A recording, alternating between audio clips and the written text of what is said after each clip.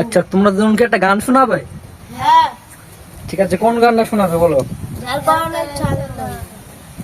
ঠিক আছে, এখন শুরু করবো তাহলে। হ্যাঁ। তো বন্ধুরা, এই দুজন তোমাদের একটা গান শোনাবে,